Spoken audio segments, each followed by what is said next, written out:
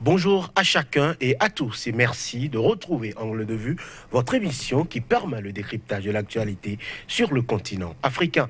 Alors qu'il était attendu depuis des semaines, le nouveau gouvernement promis par le président algérien Abdelaziz Bouteflika est censé répondre aux désirs des populations. De changement a été annoncé par Noureddine Bedoui, Premier ministre.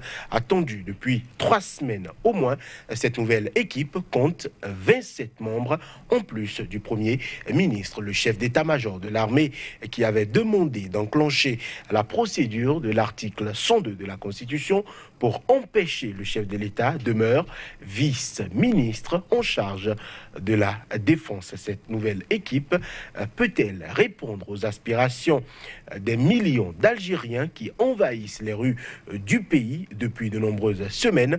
La promesse de jeunesse et de compétences est-elle tenue à travers cette équipe? N'y a-t-il pas aujourd'hui le risque que la crise s'enlise? Algérie, nouveau gouvernement, pour quelle influence sur les aspirations au changement du peuple? De crise, il en sera aussi question dans le second débat du jour qui nous conduira aux Comores où le chef de l'État, Azali Assoumani, a rempilé au terme d'une élection contestée par tous les candidats qui ont été autorisés à compétir face à lui. Pourtant, la commission électorale comorienne l'a déclaré vainqueur dès le premier tour avec plus de 60% des suffrages, des chiffres qui attendent d'être validés par la Cour suprême chargée de proclamer les résultats définitifs. Et c'est un climat de peur qui prévaut depuis les violences le jour du scrutin et surtout l'attaque du camp militaire de Kandani peu après l'arrestation de l'opposant Swali Mohamed. Ce dernier, peu avant d'être mis aux arrêts, s'était déclaré président d'un conseil national de transition qui appelle à la libération du peuple en dénonçant le vol des élections par le président Azali Komor, crise politique née de la présidentielle du 24 mars, pure surenchère de l'opposition ou une élection effectivement bâclée. C'est le second thème du jour. À nouveau, bonjour à chacun et bienvenue. Place à l'enlisement de la situation politique en Algérie. On revient juste après l'intermède.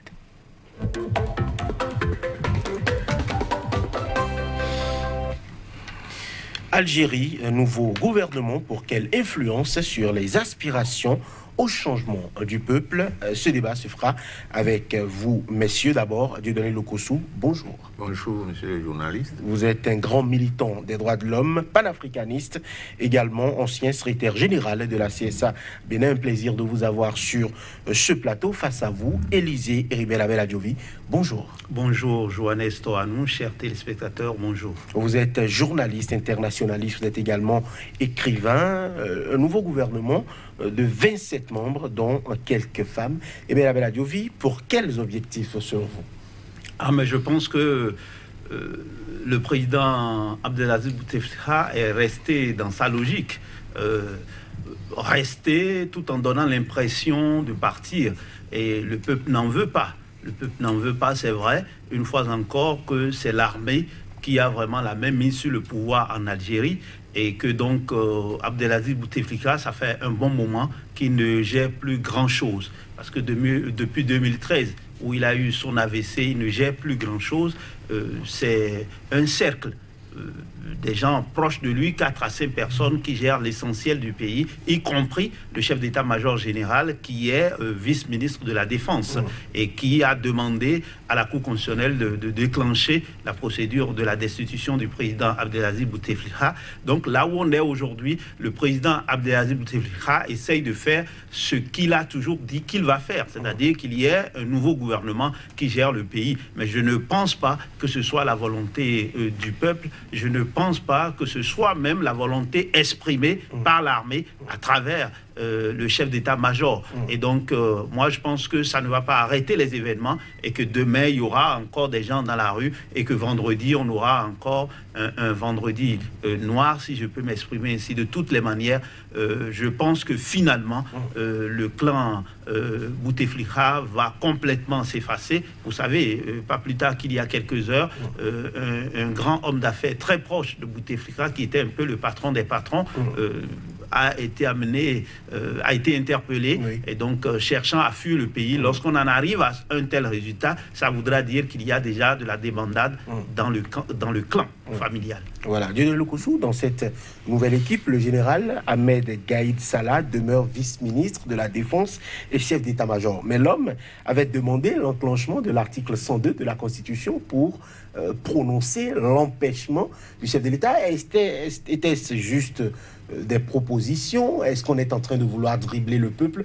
Pourquoi faire des propositions afin que le président soit déclaré inapte à gouverner et rester dans la nouvelle équipe en tant que vice-ministre en charge de la Défense? Non, moi je pense qu'on est dans une ruse parfaite avec ce général. Alors, moi j'ai beaucoup d'estime pour le président Bouteflika avec tout ce qu'il a fait pour l'Algérie. Je l'ai dit la dernière fois sur ce plateau, mais il faut savoir s'arrêter.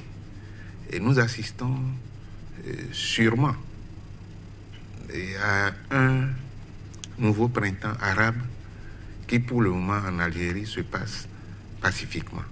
Mais la colère du peuple a des limites. Ce n'est pas ce que le peuple a demandé qui a été fait.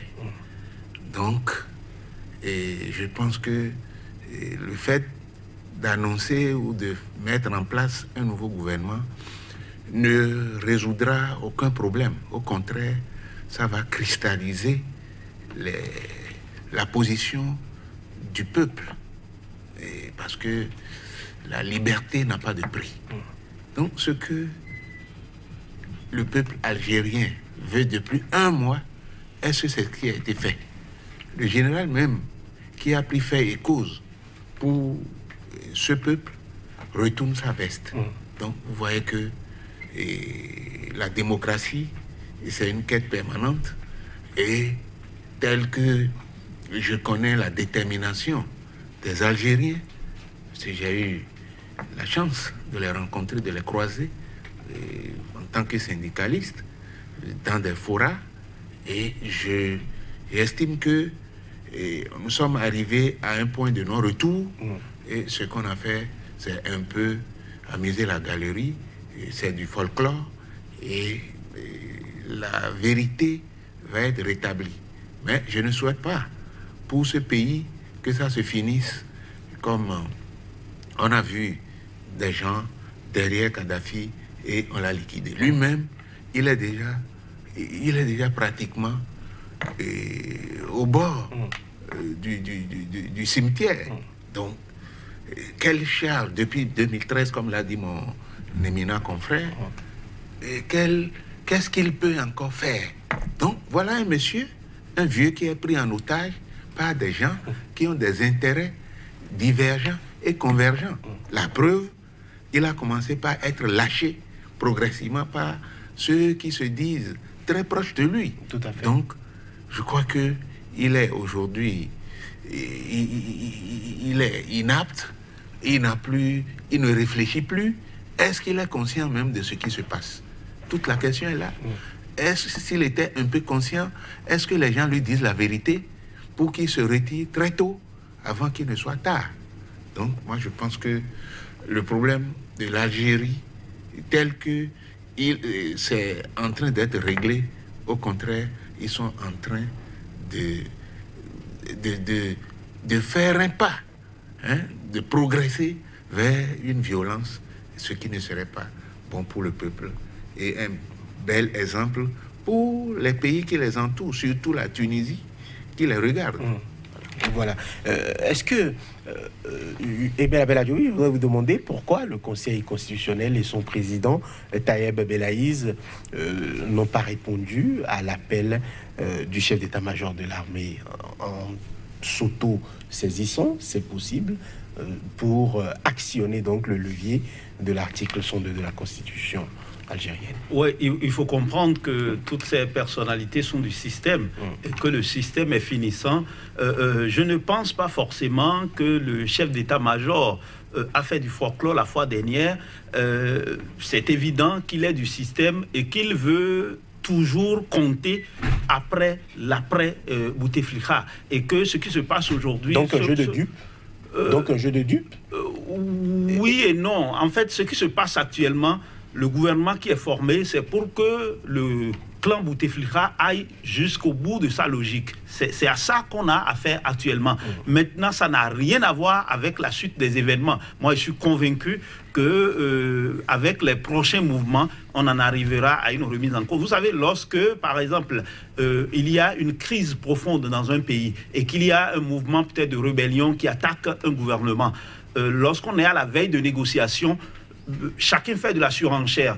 La force rebelle augmente les attaques, le gouvernement se bombe le torse. Je pense que en allant jusqu'au bout de sa logique de former un nouveau gouvernement, le pouvoir Bouteflika a voulu juste montrer qu'ils existent encore. Et pour que, même si Bouteflika part, des gens qui ont géré avec lui veulent toujours rester proches du pouvoir. Et donc, c'est une manière de se préparer par rapport à la transition qui s'annonce. Moi, je pense que ce gouvernement n'ira pas loin. Je pense que très bientôt, il va y avoir un autre gouvernement parce que les Algériens doivent s'asseoir pour négocier une sortie heureuse de cette situation. Je pense personnellement que l'armée est toujours en train de tirer les ficelles. Mais en fin de compte, je suis convaincu que le peuple algérien, qui est un peuple très combatif, qui a vécu le martyre dans le passé et qui sait que ce n'est que dans la lutte qu'on obtient des résultats, fera en sorte que le pouvoir politique actuel, qui est moribond, qui est presque parti, tombe complètement. Comme je vous l'ai dit, moi je vois ça comme un signe très important, le fait que le patron des patrons, celui qui est le patron des hommes d'affaires algériens, très proche du pouvoir Bouteflika, a voulu s'enfuir. Ça veut dire que c'est déjà la débandade. Maintenant, ce gouvernement, c'est juste un épouvantail qui est mis en exergue. Je pense que ça ne durera pas très longtemps, encore que les promesses qui ont été faites de femmes et de jeunes, tout cela, quand on voit finalement le nombre de femmes qui est au gouvernement, 5 dont 3 dans l'ancien gouvernement, on voit que pas grand-chose n'a changé. Voilà, Lionel Okossou, au total, on parle de 8 ministres qui conservent leur poste, environ 19-20 nouveaux visages pour penser l'Algérie. Est-ce que ce n'est pas aussi, quelque part, une faillite du Premier ministre et donc du président Bouteflika à proposer une équipe de compétences et une équipe jeune, comme ils l'ont promis lors de la conférence de presse d'entrée en fonction? Non, moi je crois que tout ça, c'est des machins cosmétiques. Et on a voulu contenter le peuple, mais depuis hier, si vous suivez l'actualité, sur les réseaux sociaux, les gens ont commencé par dénoncer, parce que on veut que le système s'en aille. Donc, les raccommodages, ça ne séduit personne. Le peuple veut un vrai changement. Bon, ils ont déjà fait 20 ans. Après 20 ans, qu'est-ce qu'on peut encore proposer? Donc, je crois que par amour à son corps, le président qui ne jouit plus de ses facultés, morales et physiques, doit pouvoir partir. Il faut savoir quitter les choses, je l'ai dit l'autre jour ici, avant que les choses ne vous quittent. Tout à fait. Parce que le peuple algérien a conquis son indépendance dans le sang. Et les Français, De Gaulle a été obligé de se replier. Alors, donc, c'est des gens qui sont... C'est parce que c'est entre eux qu'ils n'ont pas encore sorti peut-être les fusils. Et puis, Bouteflika a maté la rébellion des islamistes à l'époque, des djihadistes. Donc, moi, je crois que tu ne peux pas faire tout ça pour ton peuple et te déshonorer et partir par la petite porte. Donc, le ministre adjoint de la Défense, mais il est sans honneur. Parce que, moi, à sa place, j'aurais dit non, compte tenu de la position qu'il a prise. Mais il n'a pas le fusil sur la tempe. il ne devrait pas cautionner. Selon vous, il aurait dû refuser d'aller au gouvernement. Le Conseil constitutionnel, c'est le même système. Donc, ils défendent les mêmes intérêts.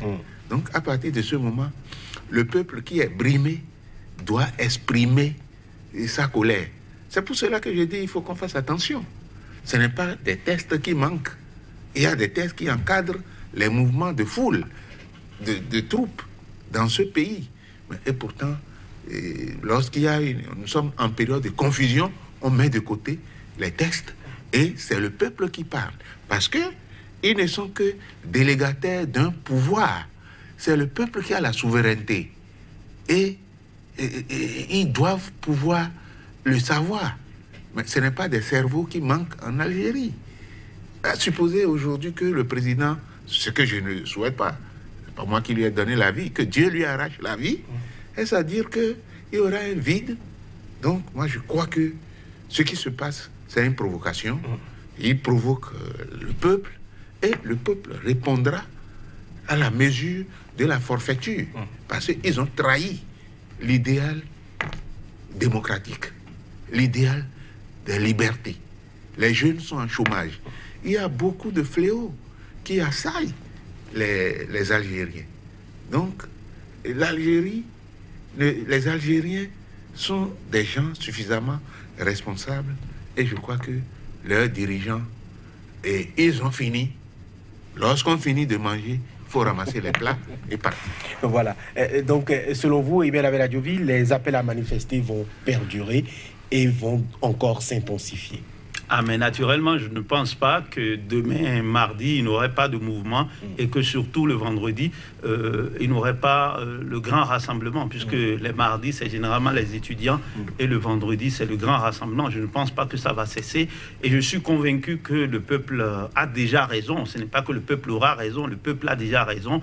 Et je ne suis même pas sûr que ce gouvernement qui vient d'être formé, le président Abdelaziz Bouteflika sait quelque chose de ce gouvernement, parce que des rumeurs sont allées même jusqu'à dire qu'il n'est plus, ce qui voudra dire que même s'il est encore en vie, il n'est pas dans des dispositions physiques, psychologiques, morales, psychiques. L'homme n'a pas pris la parole en public depuis 2013. Voilà, et sa situation sanitaire ne fait que s'empirer. Donc, pour tout ce que le président Abdelaziz Bouteflika a représenté pour l'Algérie depuis les indépendances à ce jour, ce qu'il a fait pour que l'on n'ait pas le printemps, on n'ait pas eu le printemps arabe du côté d'Alger. Il faudrait que ceux qui parlent en son nom, ceux qui agissent en son nom aujourd'hui, aient pitié de lui et ne fassent pas en sorte qu'il parte par la petite porte. Et une fois encore, je pense que l'armée joue un rôle essentiel dans ce qui se passe aujourd'hui. Je suis convaincu que très incessamment, le Conseil constitutionnel, la Cour constitutionnelle va pouvoir se réunir pour déclarer que le président Abdelaziz Bouteflika n'est plus vraiment dans les dispositions pour continuer à gérer le pays. Et selon la Constitution, le président de la Chambre va pouvoir prendre les rênes du pays pour une transition. Moi, je suis persuadé que ce gouvernement fera long feu. Alors, Dieudonné Lokossou, je voudrais vous poser une question. Aujourd'hui, on a l'impression que la rue ne parle pas de la Constitution. La rue n'entend pas les tests, puisque la Constitution a permis des mécanismes. Mais la rue, aujourd'hui, demande que le régime tombe. Et si le régime tombe, c'est que la Constitution est mise de côté. Est-ce qu'aujourd'hui, il faut penser à ce levier de l'article 102 à actionner pour enlever juste le président ou juste écouter la rue et que tout le régime tombe? Parce qu'il y a, comme qui dirait, je dirais, des difficultés à comprendre ou à transcrire ce que le peuple demande. Les populations qui rentrent dans les rues, ils ne demandent plus aujourd'hui la tête du président seul, ils demandent que tout le système tombe. Donc, l'intervention du Conseil constitutionnel pourrait encore ne pas satisfaire la rue, selon ce que j'en comprends. Non, je crois que d'abord, la candidature du président Bouteflika pose problème. Mais le Conseil constitutionnel doit pouvoir attester de son aptitude. Est-ce que sur le plan médical, il répond aux critères? Mais à partir de ce moment, le reste, mais ça doit être fait. La rue ne devait pas revendiquer ce qui se passe aujourd'hui. Donc, comme je l'ai dit, les Algériens, c'est des gens super intelligents. Ils sont comme des Béninois. Ils voient tout. Alors donc, non seulement, c'est vrai, on peut penser à un vide juridique, mais il y aura les gens qui sont là. Mais il y a l'opposition derrière. Ils trouveront le mécanisme pour revenir à la légitimité. Donc, si vous êtes désavoué, ailleurs, ça aurait pu se solder par un coup d'État. Si c'est un coup d'État, on balaye tout. La Constitution tombe et on reprend à zéro. Donc moi, je n'ai pas d'inquiétude. Je ne crois pas que ceux qui sont dans les rues et revendiquent soient dans une surenchère. Mais je dis que le gouvernement, tel que ça se présente aujourd'hui, le gouvernement est mort. La Constitution est morte. Ça n'existe pas. Et lorsqu'on s'entête, ça finit par un bain de sang. Et ce n'est pas souhaitable. Ce n'est pas un exemple. Mais nous pensons que, nous voyons que il y a des présidents qui s'entêtent. Voilà quelqu'un il n'est plus mobile, hein, il est dans un fauteuil roulant et il est candidat. Depuis 2013, on devait mettre fin à cette duperie, à cette supercherie et libérer le peuple. Le peuple est pris en otage. Le président même est pris en otage. Donc moi, je pense que à partir du moment où la rue, mais c'est ça le peuple. Le vrai peuple, c'est ça. Ce n'est pas cette minorité qui gouverne, mais qui n'est qu'un délégataire du pouvoir du peuple, ne peut pas s'imposer. Mais on a dit qu'on n'a plus besoin de vous. Pliez vos bagages et faites en sorte pour sortir avec honneur. L'armée aussi est complice. Et ce général-là, il faut voir son âge aussi. Il n'est pas loin du fauteuil. Donc, moi, je crois que ici, la sagesse doit pouvoir prévaloir. Les intérêts du peuple doivent être sauvegardés et non des intérêts individuels qui ne servent à rien et qui ne servent qu'à une minorité parce que la majorité souffre, malgré toute la richesse. Le pétrole, ils sont bien riches, monsieur. Je suis allé là, je connais bien l'Algérie. Donc, moi, je crois que pour mettre fin au calvaire du peuple, il faut que tout le monde plie bagage. Parce que ceux qui ont constitué, ceux qui ont soutenu le système à surexploiter le peuple, ils sont tous coupables. Et si, normalement, on était dans un système vraiment démocratique, c'est des gens qui doivent être traduits devant des juridictions compétentes pour rendre compte de leur gestion. Est-ce que ce schéma-là est encore possible aujourd'hui? Est-ce qu'on va vers une amnistie générale pour tout le monde afin de permettre à ceux qui détiennent encore les leviers du pouvoir de les relâcher? Est-ce qu'on ne doit pas penser déjà à ce type de mécanisme-là?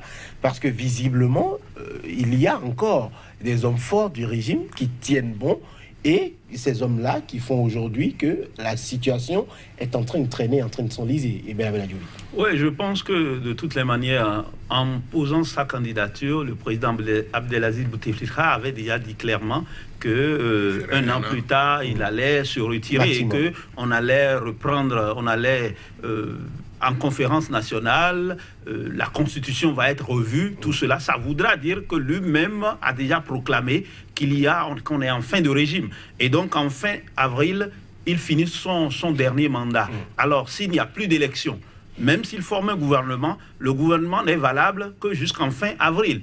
Après fin avril, il y a problème. Donc là, on est en train d'aller vers un vide juridique. Et donc, dans ces conditions, c'est évident que ce gouvernement, peut-être, va préparer, va gérer les derniers jours jusqu'à ce qu'on arrive à fin avril pour qu'il y ait vraiment maintenant une décision du peuple, puisque en fait, la souveraineté appartient au premier chef, au peuple. Et donc, là où on est dans une situation où, de toutes les manières, la rue ne va pas cesser de parler. L'armée a déjà proclamé que le président Abdelaziz Bouteflika part. Si le président Abdelaziz Bouteflika part, il part avec tous ceux qui étaient avec lui. Ça, c'est évident. Et maintenant, il y a des Algériens, que ce soit de l'intérieur comme de l'extérieur, qui peuvent encore gérer le pays, que ce soit dans l'administration, que ce soit dans l'armée où tout le monde n'est pas corrompu quand même, que ce soit également dans la société civile et autres. Les Algériens trouveront certainement le mécanisme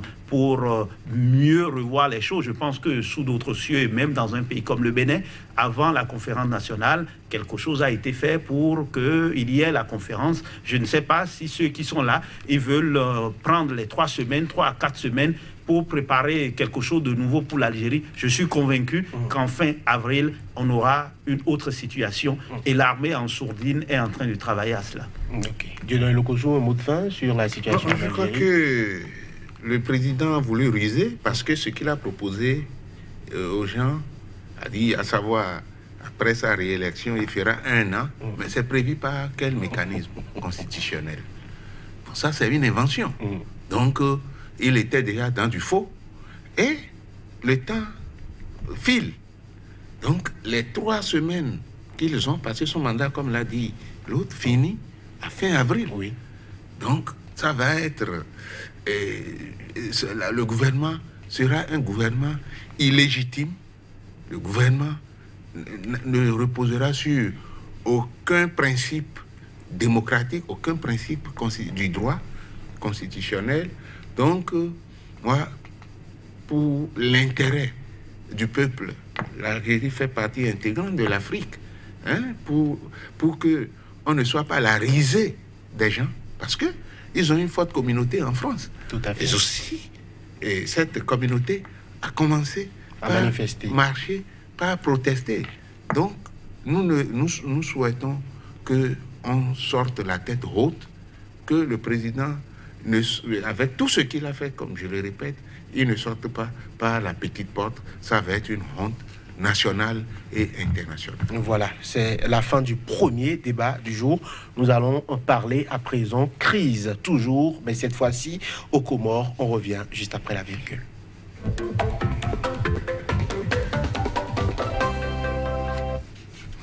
Comores, crise politique née de la présidentielle du 24 mars, pure surenchère de l'opposition ou une élection effectivement bâclée. Le débat se poursuit avec vous, messieurs Dieudonné Lokossou, panafricaniste, ancien secrétaire général de la CSA Bénin, face à Élisée Bella Diovi, journaliste internationaliste, également écrivain.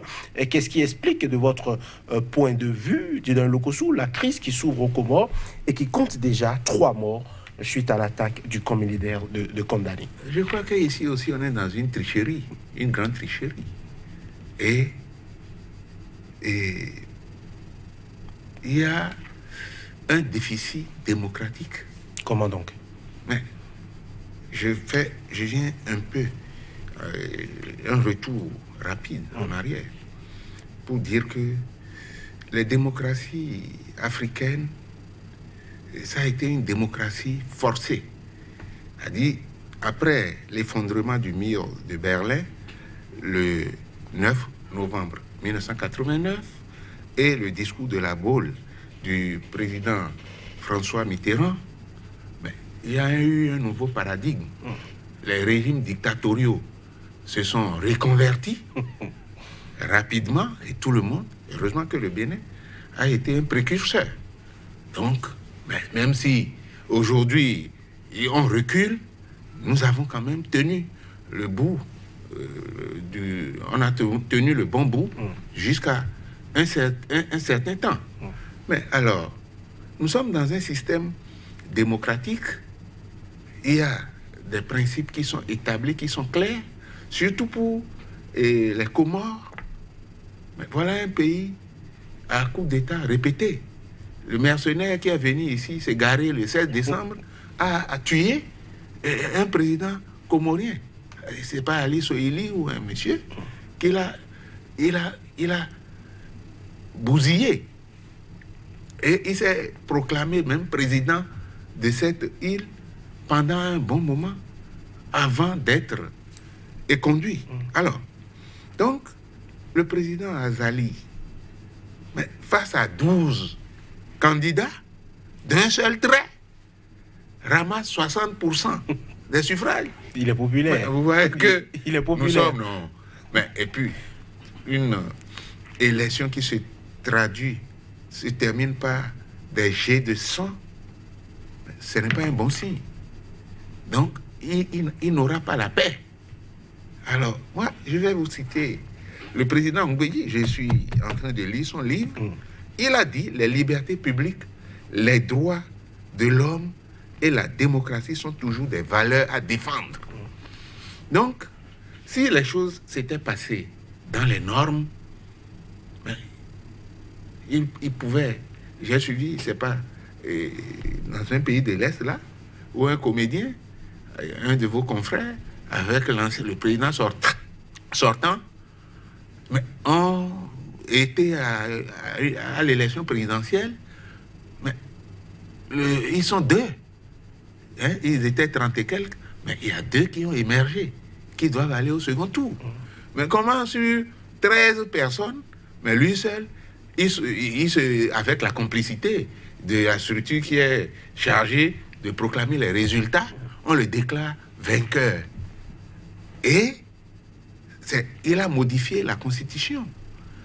Est-ce que c'est de façon tournante dans les îles que tous les 5 ans on change? Au moins ça a stabilisé le pays pendant un bon moment. Mais pourquoi après avoir fait 2 mandats successifs, il trouve maintenant l'opportunité d'introduire la modification de la Constitution? Et ça a été validé aussi, c'est passé comme une lettre à la poste, et il doit rester là jusqu'en 2029. Mais si entre-temps, Dieu lui ôte la vie, il fera quoi? Donc moi je crois que les démocraties africaines là sont devenues comme des pacotilles. Ceux qui sont là trouvent toujours des astuces pour étouffer, écarter l'opposition. Ce n'est pas une bonne chose. Ce n'est pas des choses que des observateurs comme nous, des citoyens éclairés comme nous, peuvent cautionner. Moi, je ne pourrais jamais cautionner ça. Voilà. Eh bien, Badjovi, est-ce que le conflit d'aujourd'hui tire effectivement sa source de la modification de la Constitution introduite et donc réalisée par le président Azali Assoumani, qui lui permet potentiellement de rester en poste jusqu'en 2029? Oui, c'est vrai que cela pose problème, mais en même temps, nous sommes en démocratie. Et donc, lorsque nous sommes en démocratie, il y a des mécanismes. Il y a des mécanismes. Vous savez, le président Azali Assoumani a déjà présidé aux destinées des îles Comores en 1999 et 2006.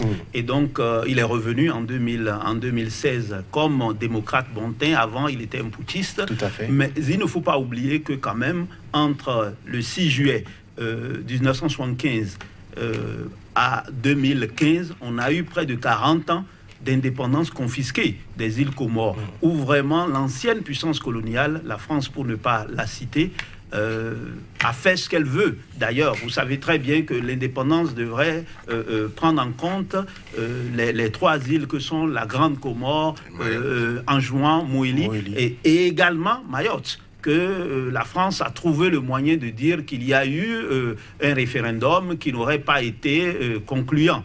Mais de quoi parlons-nous? Donc déjà, il y a une certaine habitude qui a été prise par des forces exogènes pour piller ce pays, pour mettre le grappin sur ce pays. Et donc, vous avez vu, on a même eu quelqu'un comme Feu Bob Denard, qui est venu entre-temps le 16 janvier 1977 chez nous ici, faire 11 ans à la tête des îles Comores. Et donc, quelqu'un comme Azali Assoumani, d'un côté, je le comprends, c'est un nationaliste, c'est un patriote. Et puis l'autre volet, lorsqu'il a organisé son référendum constitutionnel en juillet 2018, donc l'année dernière, on a vu que dans toutes les 3 îles, il y a eu une majorité écrasante, plus de 70%, qui ont porté ce référendum constitutionnel. Vous savez, lorsque nous sommes en démocratie, c'est la voix du peuple et il faut passer par les urnes. Il n'y a pas eu une imposition de la Constitution, il y a eu un référendum constitutionnel qui a donné un résultat. Mais l'opposition a crié au vol. Oui, bien sûr. L'opposition a crié au vol et au tripatouillage. Maintenant, après cela, là où les données ont corsé, parce qu'en fait, la Constitution de 2001, qui a été un consensus qui permet d'avoir une présidente tournante entre les trois îles, et aujourd'hui, vous allez voir que là où il y a beaucoup plus de grogne, c'est au niveau d'Anjouan, puisque normalement, son mandat constitutionnel, le mandat du colonel Azali Assoumani, prend fin en 2021. Il devrait avoir une élection présidentielle, mais comme il y a possibilité maintenant de faire 5 ans et un autre mandat, il a décidé non d'attendre 2021 pour se représenter, mais il dit il fait l'élection en 2019, pourquoi pas, pour avoir la possibilité de briguer 2 mandats consécutifs, ce qui pose un problème, il est vrai. Mais quand moi je regarde la situation des îles Comores, je suis un peu gêné par rapport à la situation. Je trouve qu'en même temps qu'il faut faire en sorte qu'on respecte le droit, que ce droit-là quand même soit encadré d'une certaine manière, parce que ce qui se passe aujourd'hui, si on laisse chacun faire ce qu'il veut aux îles Comores, avec les interventions extérieures, ça pose un problème. Donc, personnellement, je suis dérangé par rapport à la situation. Vous avez la Cour suprême qui a aidé le président Azali Assoumani à écarter les concurrents sérieux, et il n'y avait que de menus frétins. Donc, on n'est pas surpris du résultat qu'on a aujourd'hui. Maintenant, au même moment, je veux dire quelque chose. Et ça, c'est un problème au niveau également des oppositions africaines. Lorsque vous savez que vous avez affaire peut-être à un pouvoir fort, pourquoi vous ne vous mettez pas ensemble pour avoir un candidat unique pour faire face au président sortant? Donc, de ce côté-là également, les menus frétins, excusez du peu, du côté des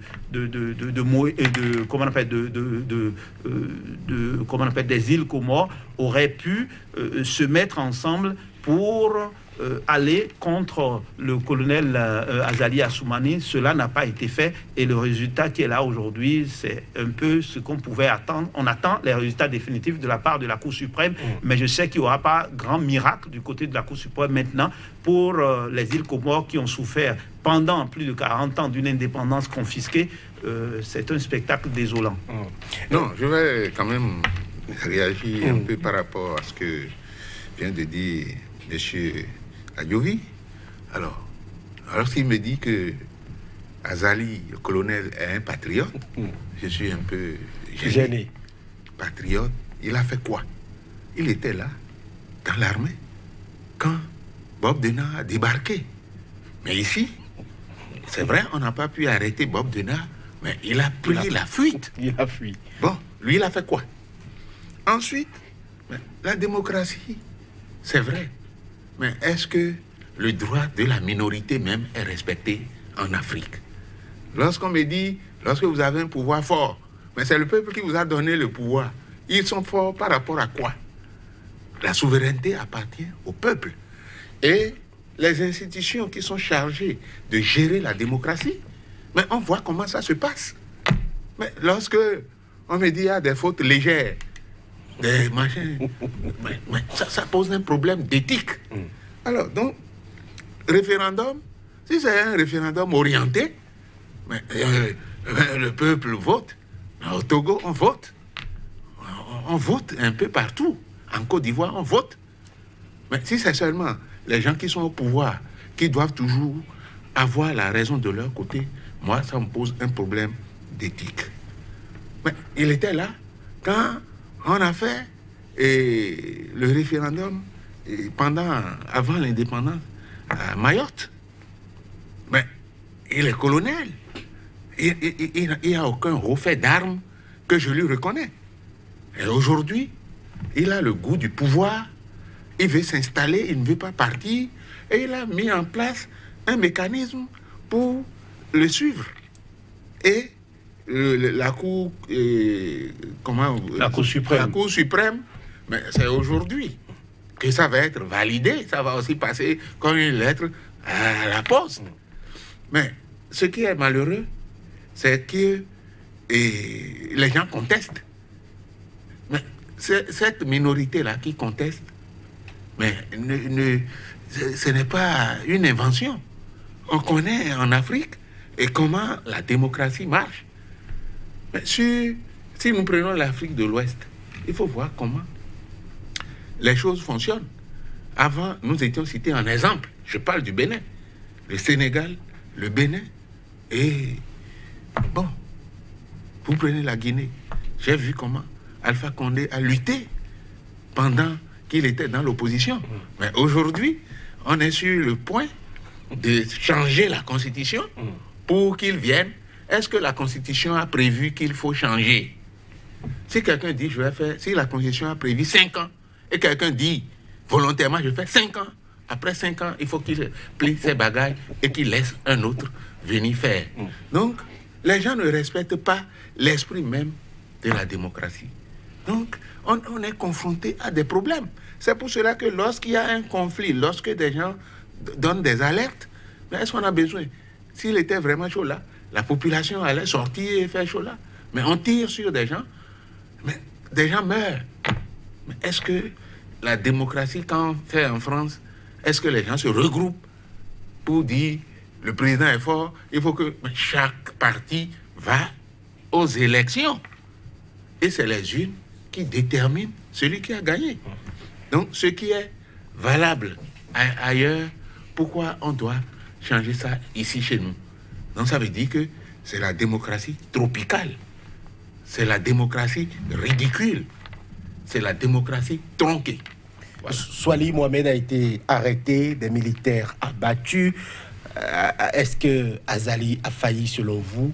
Et aujourd'hui, quelle issue pour cette crise-là, avec notamment la création du Conseil national de transition qui voit déjà des personnes mises sous convocation, d'autres déjà déposées en prison? On se rappelle que l'ex-président est aussi en prison actuellement. Il est en résidence surveillée. Bon, c'est une prison à ciel ouvert. Ouais. Il n'est pas libre d'aller et de venir. Donc, on a l'impression aujourd'hui que c'est un régime militaire qui est en train de s'installer aux Comores. Est-ce que c'est votre sentiment? Et si oui, qu'est-ce que vous préconisez en quelques secondes? Non, mais je voudrais dire que effectivement, la situation qu'on a aujourd'hui, ça pose problème parce que même si vous avez les meilleures intentions, vous voulez que les Comores, les îles Comores soient une et indivisibles, parce que je pense que c'est ce que veut Azali Assoumani. On doit être d'accord sur ce point. On ne peut pas aujourd'hui se saucissonner, on ne peut pas faire de séparatisme. Il faut qu'il y ait des îles Comores unies et forte. Et donc, ça, c'est une chose importante à dire. Maintenant, pour le faire, vous ne pouvez pas faire les choses contre les gens. Celui qui dit je veux faire, il n'a pas tort. Celui qui dit je peux faire, il n'a pas tort. Mais si tu dis je peux faire et que dans les conditions qui entourent le processus de réalisation, il y a des problèmes qui arrivent, évidemment, on dira que tu as tort. C'est pour cela que la situation du colonel Azali Assoumani me dérange un peu. Sinon, sur le concept, moi, je suis complètement d'accord en tant qu'Africain qu'il faudrait que les îles Comores ne soient pas divisées, que les îles Comores soient unies, même s'il va y avoir, comment on appelle, une souveraineté plus ou moins accordée aux différentes îles pour qu'il y ait une gouvernance, comment on appelle, plus ou moins indépendante, mais que les îles Comores demeurent unies. Cela, c'est très important. Et donc, il va falloir que les uns et les autres mettent de l'eau dans leur vin et qu'ils trouvent un modus operandi pour que la situation aux îles Comores ne dégénère. Parce qu'en fin de compte, c'est le risque, le risque est là. L'Union africaine qui se propose en médiation déjà prête, est-ce que c'est le dialogue qui peut... écoutez, hein, l'Union africaine, la CEDEAO, ça, c'est ornement. Donc, moi, je sais pas. Ben, alors, votre mot de fin? Non, les îles Comores, tout le monde souhaite l'unification. Mais ça ne doit pas faire by force. Déjà, la France a usurpé Mayotte. Donc, il n'y a plus unité. Et moi, j'aurais souhaité que cette réforme... Mais pourquoi ça doit commencer forcément par lui? Il aurait dû dire, bon, moi, je fais ceci... Et je me retire. Je me retire. Il finit son mandat, il se retire et quelqu'un démarre avec le processus. Donc, il y a une tricherie toujours, une ruse. Je ne vais pas compléter la rage, voilà. Parce que je ne suis pas là-bas. Donc, voilà un peu Merci beaucoup à vous, messieurs. Vous êtes Dieudonné Lokossou, grand militant des droits de l'homme, panafricaniste, ancien secrétaire général de la CSABN. Face à vous, Élisée Ribert Labelle Adjouvi, arrive, journaliste internationaliste et également écrivain. Merci à vous pour ce plateau débat, 2 sujets majeurs. Merci à vous, chers téléspectateurs, de nous avoir suivis. À très bientôt pour un autre numéro de votre émission. D'ici là, portez-vous bien. Merci beaucoup. Merci.